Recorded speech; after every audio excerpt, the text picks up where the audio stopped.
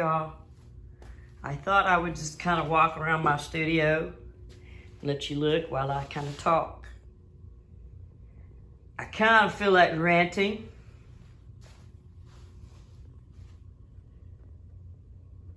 Because the way certain things are proceeding in my life right now. You're never supposed to show your work before it's finished. Did you know that? This is not finished. I'm working on getting it more like galaxy light, like. I want more stars in it. Not sure how to do that. A lot of stars close up.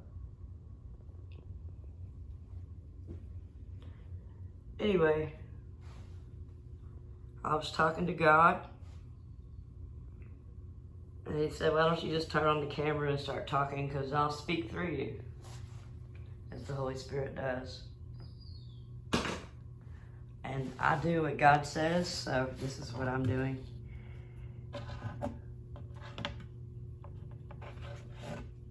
He wanted me to know that he's nothing like my family, my parents.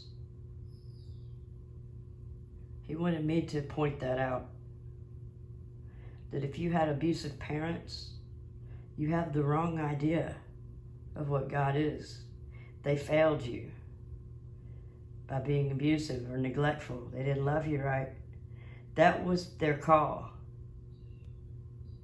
When they were given children, no matter how they did it, in the back seat at the high school hop, they still brought a child into the world and responsible for that child. When that parent sets out to abuse their power and to harm that child, they set up a bad precedent for understanding God. God doesn't need you to understand him. He's going to do what he does best, which is rule and reign and take care of his kingdom. And if you don't quite fit, he's not going to waste much time with you. If you don't answer the call, keep scrolling, walk on by. It's not for you.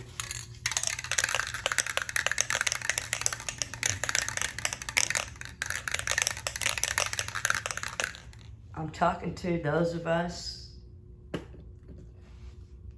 who lived, grew up in, was born into an abusive environment where you learn to walk on eggshells. You learn to become so attuned to people and their moods.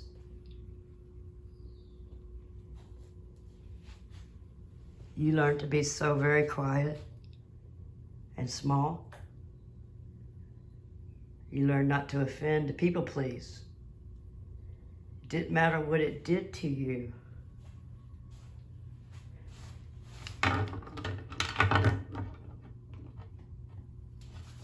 As long as they were appeased.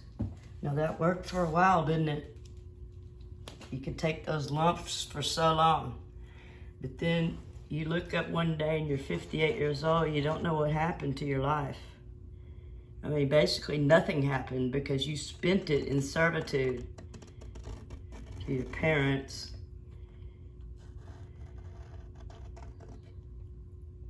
And the way that they set you up for failure by exploiting a power balance instead of raising you.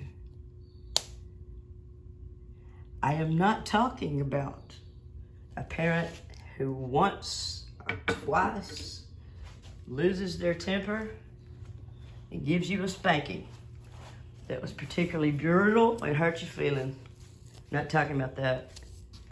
I'm talking about systematic, covert, malicious punishment designed to be hidden,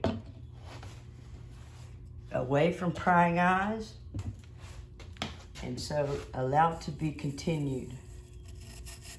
It's a very sick dynamic. My particular one, I suspect that my mother had Munchausen's by proxy,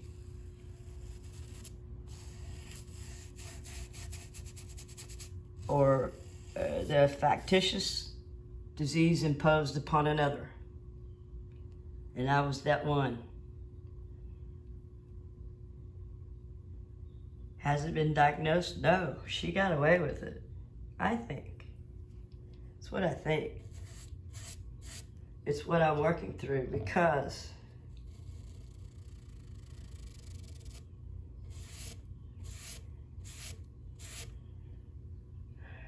my mother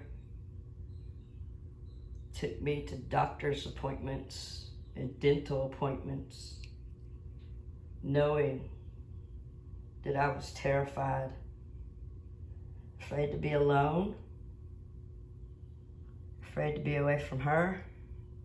Naturally, I was dependent on her, very dependent, up to like the age of 58. That's called not being able to escape. A lot of people like to blame you and shame you for it, like to make you feel bad on top of what you couldn't do. These people are the same people who abused you. They often have the same type of face, and they smile at you while they relish your pain. Compare themselves, scratch the butt, get look glad, and walk on. They don't care about you. There's many people like that. Can you prove it? No, you can't prove it. But you can feel it. Why? Because you're radar from MASH. You had to be. If you did the wrong thing at the wrong time. Oh, but you got to be joyous too. If you're not happy at the wrong time. There was an extreme punishment for that too. I was punished on emotions. I was not allowed to have emotions. I was not allowed to ask for justice. I was never apologized to for anything that was done, and have been invalidated by the system the whole time. And when I asked them to please validate me, they kind of did, and then they got scared.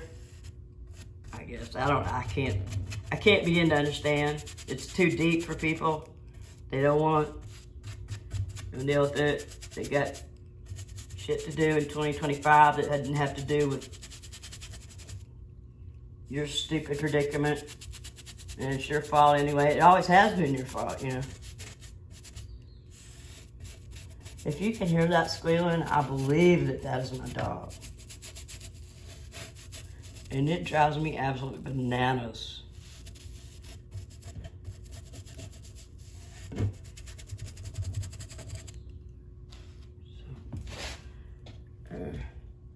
But what I would really like to talk about is that you cannot judge God by what He can't give you, by what your parents would not and could not give you. They couldn't. They were impaired. My parents, I'll spare you the details, but suffice it to say there were a lot of secrets from the start. And I was born 8 years after the second son, who absolutely hates me, although he puts a smile on it. And he's in the midst of punishing me severely while looking very good to other people. This is narcissistic, and it's a way of being. It's not a good way. It's an evil way to be. Let's just establish that. When you hurt somebody and you refuse to help them get what's rightly theirs, and they've been sick, You know they've struggled. What kind of brother are you? A mean one, an abusive one. And I have to say, in many, many ways. Not naming any names. But I am telling my story as is my right. As is my right to my estate, my money, so I can have a chance in life now at 58. Starting life new. It's a shameful thing. It's embarrassing. But I am not embarrassed because I gave it to God. And he said, here's what we're going to do. God meets you where you are. And when you follow his instructions, day by day, as closely as the Israelites did, I'm not saying do what the Israelites did. I'm not saying try to follow Leviticus laws, y'all. It's 2025. And that was for them. I'm saying follow God as closely as they did. Obey him, which that's a word fraught with danger in it. Obey. A wife shall obey. Yes, you're supposed to submit to each other in love, harmony. It's not supposed to be a fight. And the woman is supposed to defer to the man because it is the man's responsibility to take care of everything. How are they doing, ladies? How you guys doing? We love you. We want you to do well. My lawnmower broke again. The fuel hose line that I so successfully repaired. I prepared it wrong, cut it too long, and it kinked up, and it was causing the mower to fail, choke out, and not do the job. I was about to put a vent in the gas cap, just out of desperation and not wanting to deal with anything else like taking the carburetor off or whatever you have to do to clear the thing.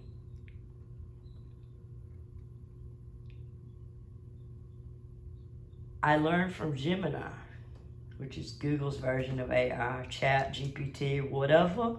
They are very helpful in a variety of ways, especially when you're trying to repair something. And let me tell you, you're going to spend as long with them as you will with the repairman on the line. So you have to ask a lot of questions and learn a lot of stuff. Anyway, to make a long story short about my mower and my 3 feet high bahia grass in the front yard in the heat wave of July 2025. I noticed that the fuel line hose was kinked because it was too long. It had these clamps on there that were too small because the outside diameter of the hose was now larger when I replaced it, and I didn't get any clamps. So I went to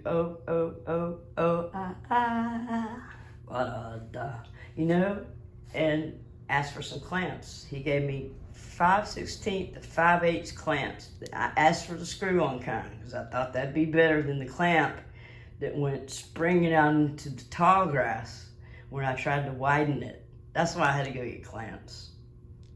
And they wouldn't fit anyway. So, and there's my clamp I was looking for. I was like, where's that clamp? Where's that clamp? Where's that clamp? So I used a vice grip instead. I do have a smart noodle for a girl.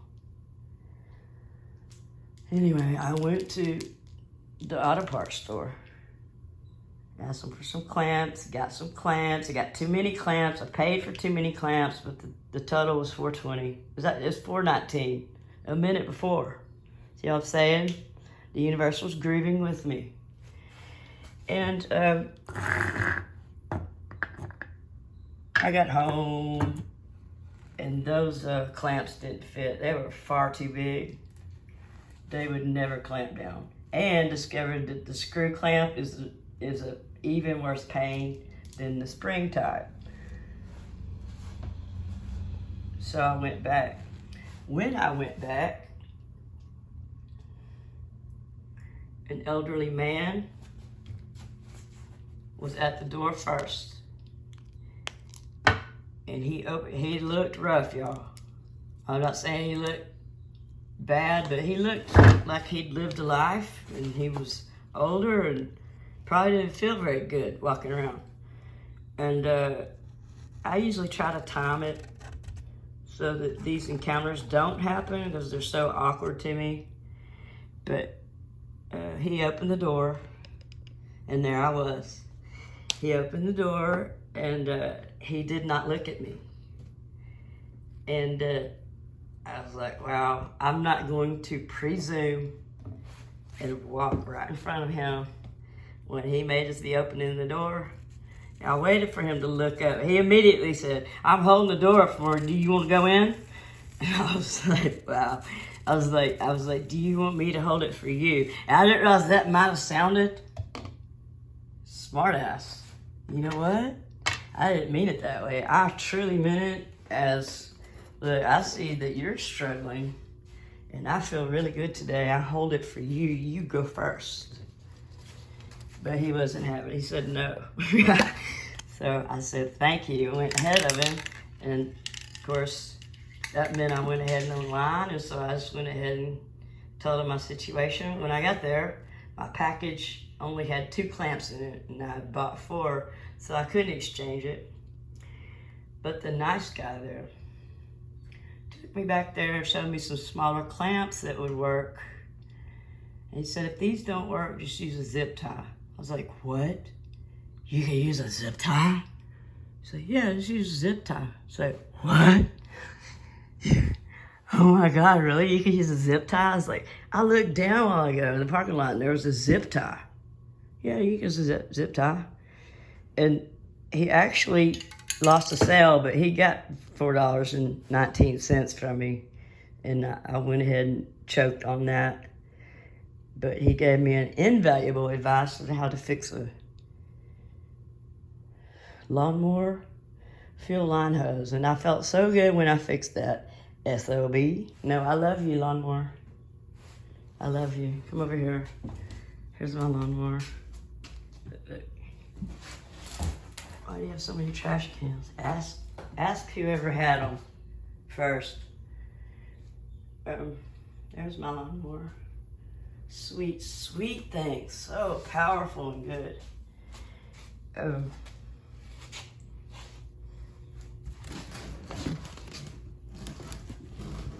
It purred to life. And it was getting dark and I didn't care. I started mowing in the dark. Mowing in the dark. And as you can see, it's quite hot in the studio.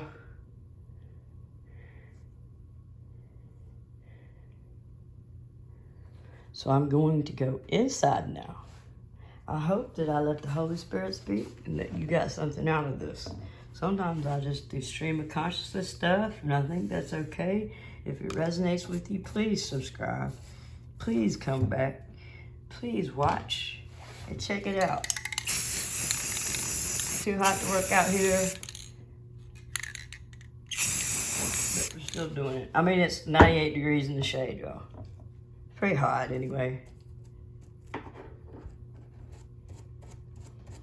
Shout out to Alligator, who gave me this awesome brush. I hope I can get a new one just like it. I don't know. I have no idea what kind it is. It's all worn off. Oh, what does that say? Princeton. But I don't know what size it is, but it looks so cool. Anyway, I tear them up so fast. Peace, y'all. I'm sweating like a stuck pig. Peace. Love you. Be blessed.